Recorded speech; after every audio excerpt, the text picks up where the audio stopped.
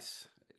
Welcome everyone back to Inner Strength Check, and this is a pretty privileged punk podcast opportunity. I am joined here with Privileged Punk Podcast. Um, I didn't have any dad jokes, so I you thought need a I'd just fourth lead with some P. We need a fourth alliteration. P word. And I'm joined Privileged by Punk Podcast proposition. that's pretty profound punk podcasting pondering.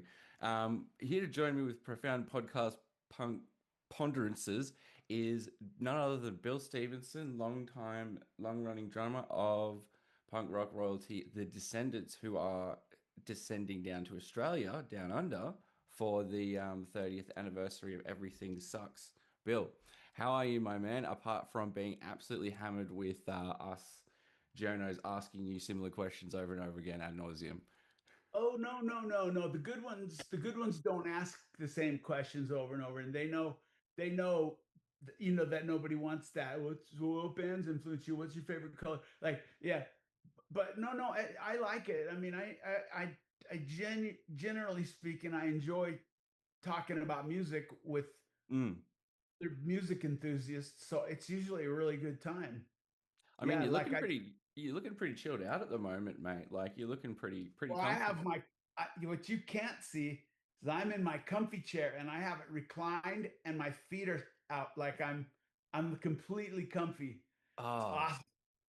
hell yeah, hell yeah. And how's Yes. that for going against the archetype of punks? I'm sure people are expecting you, people are expecting you to be in a squat somewhere They with like want me rip on the jams they and want me on the scabies infested floor still at age 62.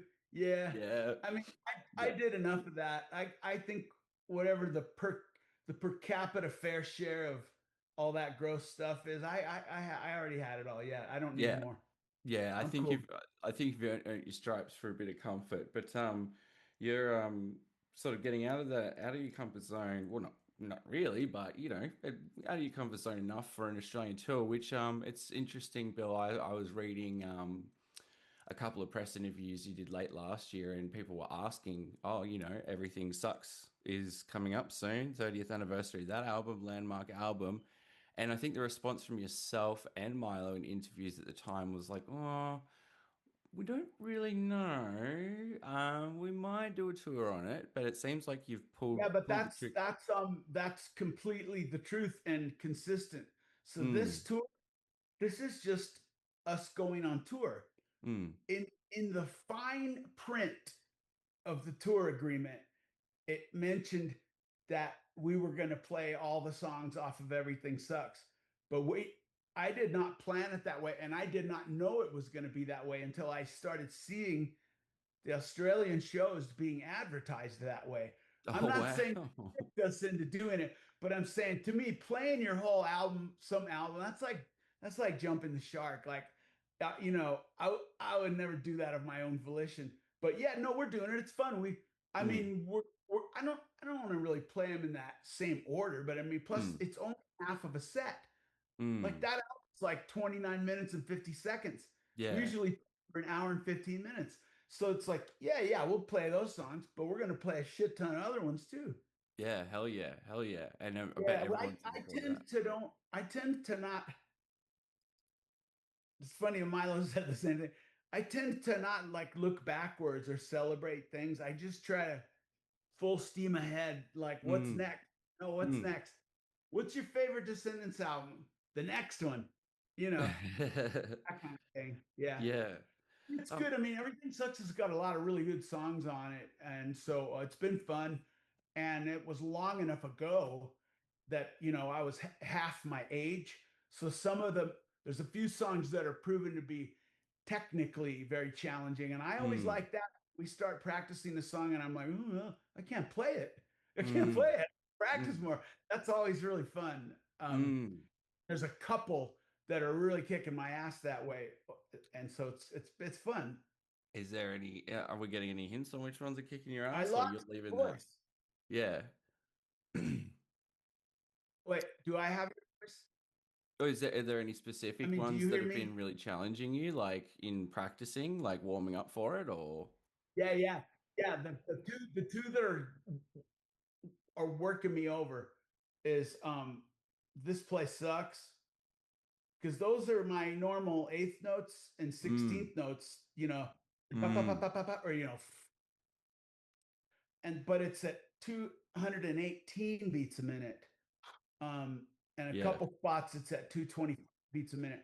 Whereas like say my edge or suburban home, those are more like closer to 200 beats a minute. Mm, mm, So it's 10% faster. I already have a hard time with my edge. So I'm really, really working on it. I even I'm working even with a practice pad. For me to yeah. work with a practice pad, I'm really putting in the work. How does But that yeah, feel we to played be? 64 songs this morning at practice.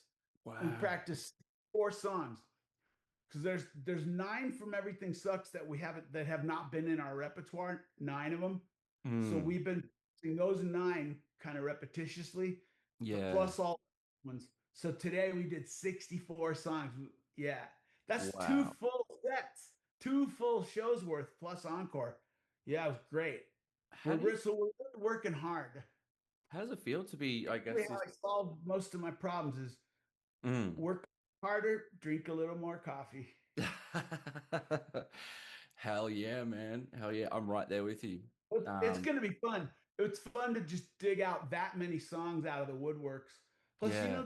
albums, these albums, they're all little time markers of our lives. Mm, Uh, so usually, let's just say we between Descendants and all of it, like I've played on an album like roughly every couple years yeah. for my life.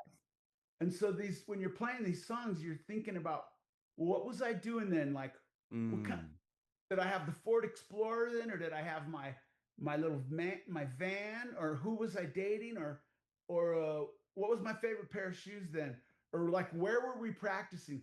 All these memories come up, and mm, especially on the last album we did, Ninth and Walnut. mm. Those are our very, very, very first songs. I'm Very saying before deep Milo goes, cuts. Yeah.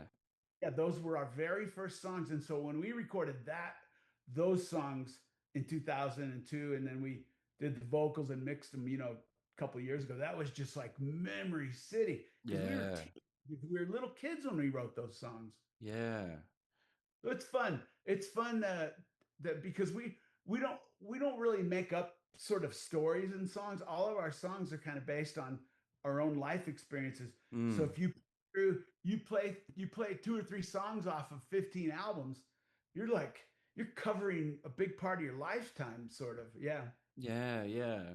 Has it brought up in rehearsing, like has the rehearsal process brought up a lot of those memories for you and like for you guys, like just revisiting those tracks and getting them fresh on the fresh on kind of the brain and in the muscles for like as Yeah, part of because like practicing. to get the muscle memory and the mentality right, you almost Mm. have to get back into that headspace Yeah.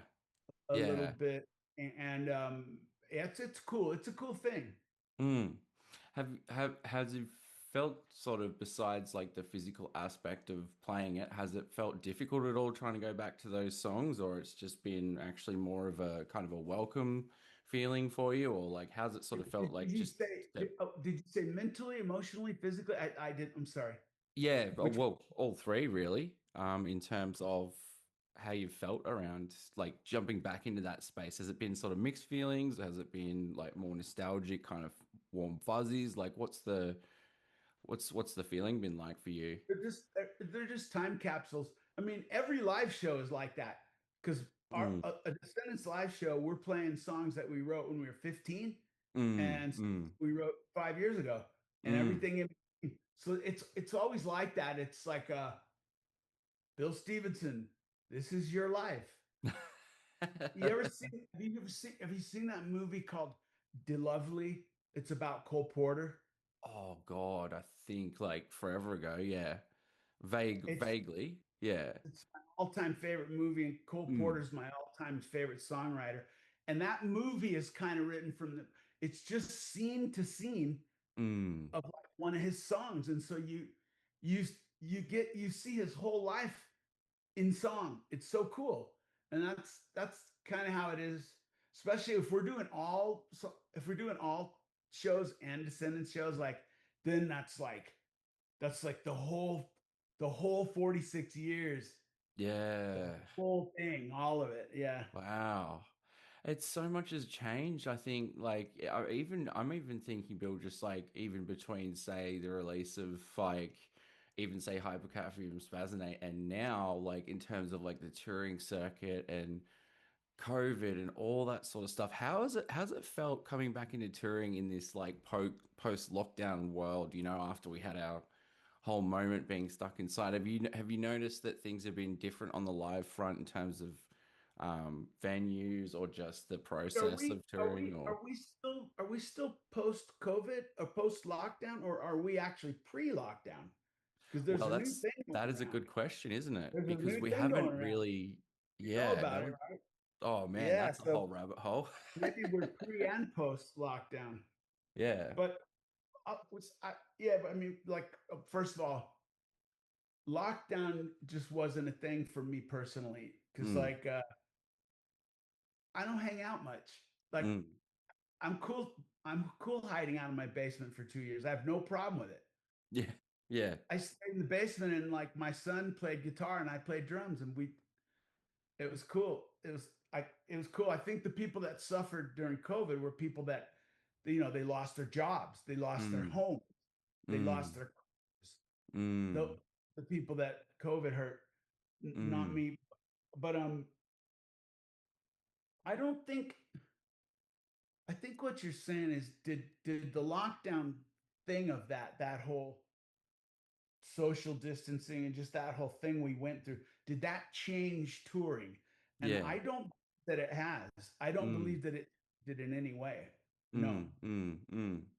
And I think it's I mean that's this upcoming tour is like really good evidence of that. And actually you guys, the first run of your dates is going to be about half an hour that way from my house. So I live on the Bellarine Peninsula, and you guys are actually starting in a relatively small regional setting. You're doing the Barwon Heads pub down here in Victoria before you move on to the other venues. That's interesting that you guys are starting off with like a regional venue, moving through Australia and then going over to Auckland. It's a bit of a different tour to your usual, just sort of capital city, see you later. I mean, when we travel that far, that's a long flight. Yeah. you're numb and everything. Right. It's a long flight. And so I always tell the promoters, like, look, if there's any kind of halfway decent places to play, Mm. I don't really care if they're usually the smaller clubs are funner than the bigger clubs to me they Yeah. are. Like when Mm. I saw, uh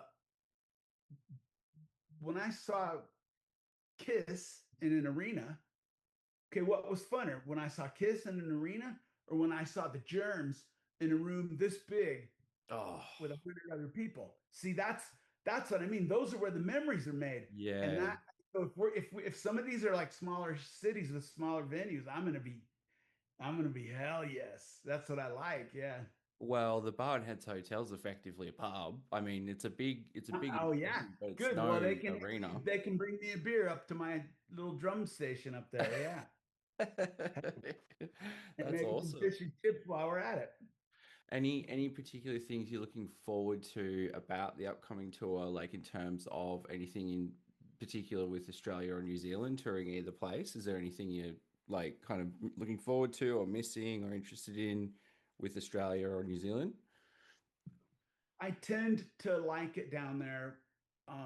Having been born, on the beach. Like, Yeah, I grew up 6 blocks from the beach. I'm And about that from the beach myself here. yeah, Yeah, and so yeah. I just grew up on the beach, on the ocean, on the water. And in Australia, I feel like a lot of it is the beach culture reminds me a lot of when I used to live in Hermosa Beach. I live in Colorado now. I traded the beach for snow. Mm, I don't know what I lost a bet. No, I don't know how it ended up, but here I am in the snow. mm. Awesome, right? But because I don't like snow, I hate it. But I miss the beach, and so when I go to Australia, it's kind of like, okay, cool. I like the coastal air, the way the coastal air feels, and just Mm. it's natural for me. It's natural for me to go around barefoot. It's natural for me to go around with no shirt on. It's natural for me to just have that's normal for me. So Man I after like my it. man after my own heart, I barely wear shoes around this place. And the good thing about that venue is, I mean, if you guys get in early enough for that first date, it's literally pub, roundabout, river, and ocean. You could jump in if you wanted Oh to. wow. Yeah. But I understand it's gonna likely be a little brisk when we're there, right? A little Yeah. cold. Yeah, Yeah. little. Oh yeah, yeah, yeah. Oh yeah. I mean, we're autumn heading into winter, but the down here in Victoria, I mean, the next continent below us is Antarctica. So yeah, be a little bit nippy, but hey, if you run out of coffee, it'd be a good way to charge up before a show.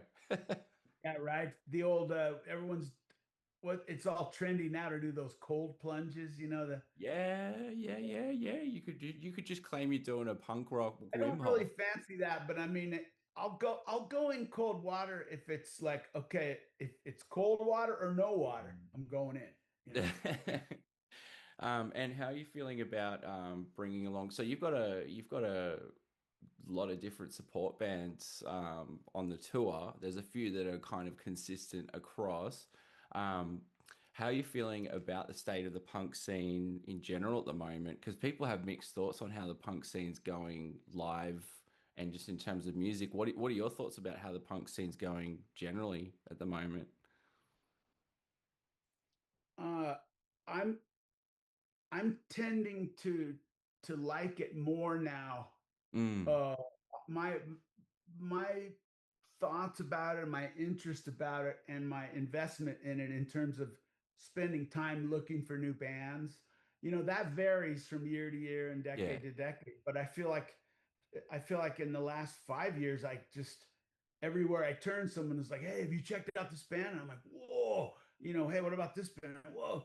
And that's how I find out about music is just from friends or acquaintances, or it could even be like I'm in the airport and somebody's got a band T-shirt on, and I go, hey, what's that band? Your shirt? What is that? What kind of music is it? And I go, oh man, you got to check it out. And next thing you know, I got a new favorite band, and it's just I love it. I love it. I think the punk scene has gone through all kinds of evolution and transformation, and there have been times when like with the sports team, when the team is in a rebuilding phase and then they've got like a strong team. I just feel like there's tons of good bands everywhere I turn right now. Mm, But maybe I wouldn't have said that. I might not have said that in 2000 and I don't know 15 or something because I felt like I would turn on the radio and I could go like an hour without ever hearing a guitar. It was yeah. all like someone's like Macintosh laptop music, and I don't know. I mean, I think that's a healthy scene. Those kids going there and just dancing for 5 hours to the, Yeah. I mean, I think it's great. I think it's a wonderful time and it's very social and people can meet each other and all that. Mm, But I mean, I like to hear real people playing real instruments. I still prefer that. yeah. Yeah. So yeah, Absolutely. I guess it comes in waves. It Um, does, it does. And I'm looking very much forward to writing the live Descendents punk rock Everything Sucks wave. And I will not be feeling like the album's title after the show. I will be feeling damn excited. So I'm gonna let you head off and give yourself a bit of break from yapping to us journos. But it's been wonderful to have you on the podcast, Bill. Thank you very much. And I'll be seeing you. I'll be seeing you there up on stage doing your thing. Thank you for having me. What kind of mic is that? It's just I just bought Audio Technica. I got some like it's a podcaster pack. It's just a Oh, cardio is mic, it a but yeah, USB mic? yeah, yeah. Oh yeah. I was just curious. I have a recording studio and I just if I see a mic and I can't quite read what it is, but I also don't recognize it either. So yeah. Audio Technica AT 2020, if you wanted Oh, to look okay. it up. Okay, I know that thing. Yeah, a couple of my friends that say, "Hey, I want to start a podcast. What mic am I going to get?" So I literally go to Amazon and go, USB mic, and then I go, "Here you go, get this mic." Because I don't know. Oh, well, you're a gearhead of all sorts, but I am looking forward to seeing you just going full organic, sticks, cymbals, toms, snare, going for it. So thank you very much for Espresso. having us, man. I really appreciate your time with us, and we'll have all the show dates and all that fun stuff up on the link. And I'm looking very much forward to seeing you guys very soon, very, very, very soon, next week, in fact. Oh, right, like 8 days from now or something. Yeah. Yeah, Yeah, yeah, that's crazy. coming up quick, guys. So grab your tickets because, Yeah, crazy, yeah, crazy, crazy, crazy. early bird gets the worm. Okay, well, have a good day. All right, you too, man. Take it Thank easy. you We'll for see you having me. soon, yeah? Okay. Cheers. G'day, everyone from the future. Well, from the future, this interview. Hope you found that bearable. So, guys, I know it's not the most quality outro, but I just needed to announce a couple of things. So, first of all, I just wanted to give a huge thanks to Bill, who was looking chill. That rhymed. Much the same as myself right now. Just wanted to say thanks also to Chris Marrick of Marrick Media and SBM Presents for helping facilitate both the interview and our upcoming coverage. In terms of coverage, I have a bit of a request. It's a bit of a Hail Mary. I'll put that out on our social media on Facebook. May well have already gone through by the time, may have someone by the time, but for those of you listening or watching in the Geelong slash Southwest Vic area, I'm actually after a gig photographer, and we have a photo pass already covered for coverage. So all I would need from you is a portfolio, an email sent to our email innerstrengthcheckmedia@gmail.com, just with a request for the review and perhaps also some links, say to Instagram or portfolio. From there, it's all been confirmed, locked and loaded, ready to go. I know that's a bit last minute with it happening in 2 days. For those of you who will be joining the Geelong show, it's going to be an exciting one because this is the first show of the tour. Now, speaking of the tour, let's go through it. And I can't profess to be a professional YouTuber and have everything all up in front of me and not look like I'm just reading off a script. So bear with me, podcast listeners. You don't have to worry about that. So, tour dates. As mentioned, they are playing about 15 minutes down the road from my house, and that's a cue for everyone to start sniffing around in a 15-meter radius from Barwon Heads Hotel at Barwon Heads. Funnily enough, Friday, June 5th, you will see myself and the eponymous Mr. Richie Black of Richie Black Photography doing our thing at the Forum in Melbourne. Always love a good forum show. That's going to be a good venue for it. Just on that note, just quickly, it's I've seen a few punk shows there and some thrash and suicidal tendencies, infectious grooves, and it's actually kind of surprising, honestly, how well a punk show fits that vibe. Anyway, spiel over. Let's get to the rest of the dates. Saturday, June 6th, they are flying down to Hobart to play at the Odeon Theatre. Monday, June 8th, they're playing at the Gov in Adelaide. Tuesday, June 9th, they're playing at the Astor in Perth. Thursday, June 11th, at the Roundhouse in Sydney. Friday, June 12th, they're playing in another fancy venue and another kind of fave of mine from my time up there. They're playing at the Tivoli in Brisbane. Hopefully they don't wreck the place like Pennywise and Guttermouth shows did. Anyways, that's my little aside for you Brisbaneites. Be nice to be nice to them. Saturday 13th, they're playing at the Balcony at Coolangatta Hotel on the Gold Coast. Tuesday, June 16th, they are playing at Meow Nui over in Wellington, New Zealand. And for you Kiwis, they've also got one more show. The final show of the tour is Wednesday, June 17th at the Power Station in Auckland. Cheer, bro. So obviously pre-sales have already gone out, but if you still would like a ticket, I would recommend getting in while you can. We'll have links in the show notes. So those links are the general on sale, still up. Unsure about the status of both of those just off the top of my head, but you can check that out at sbmpresents.com/tour/descendants 2026. Now, while I've got you, this is something that I've noticed about in a strength check. This is something I've noticed about coverage in general. I've noticed that there's quite a dearth, a lack of punk representation, both in press releases and just in general media coverage. And as someone very interested in heavy and alternative music, I find that we're covering a lot of a really wide selection of stuff, which is fantastic. But there just seems to be a constant lack of us receiving input for punk stuff. So I'm after zines, promoters, independent labels. If people have suggestions, if people are listening and they are in a punk band, especially particularly Australian punk bands, but I'll take anything really. Um, it is a genre I feel actually quite passionately about supporting the punk scene because it is something that I've noticed promotion wise has kind of taken a dive uh, in comparison to, say, more commercially viable and open things like, we're seeing a lot of post-hardcore tours, we're seeing a lot of metalcore tours, that sort of thing. But punk it's punk, DIY, yada yada yada.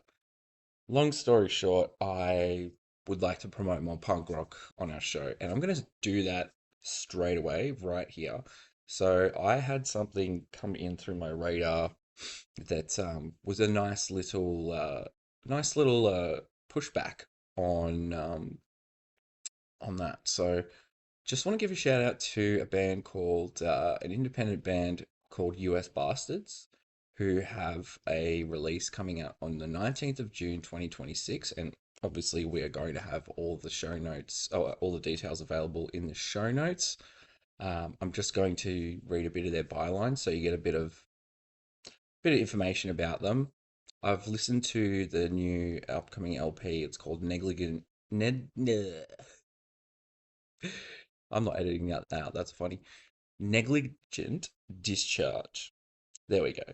It releases on the 19th of June 2026. So, by the words of the band themselves, in a world full of pleasantries and kiss arsing, US Bastards are neither. A four-piece hardcore punk criminal enterprise from Virginia. Criminal. The band is reformed after a chance meeting in county lockup. Brent and Robbie knew the four members didn't land in the same cell for no reason. It was fate calling them back to life on the road, back to sleepless trips, dungeon whips, gas station speed, and canned meat. New album Negligent Discharge will be set for release June 19th, which also features a bonus track covers of Judas Priest and Motorhead songs. 13 tracks of hard and fast music that kicks the door off its hinges. Best to listen to with a shotgun in one hand and a 40-ounce duct tape to the other. These are anthems for the outcasts among the outcasts. Skip work. Give your neighbour's kids a cig. A cig. Call it a durry, mate. This is full throttle, no brakes, speed rocking crime metal. Full stacks and gun racks packed. These delinquents are coming to your town. Clutch your pearls. US Bastards are back. Great album. And I thought I would feature that just at the end here because there's a very Descendancy flat stick DB charging kind of 2 minutes no bullshit tone to the song. So going to also sneak in some of the press release details for that release. Just as mentioned, I want to support some more international punks. So once again, Aussie punks especially, but international punks, get at me, guys. Innerstrengthcheckmedia@gmail.com. Send us your stuff. We'll promote it. And as always, peace, love, and grindcore. Take it easy, guys.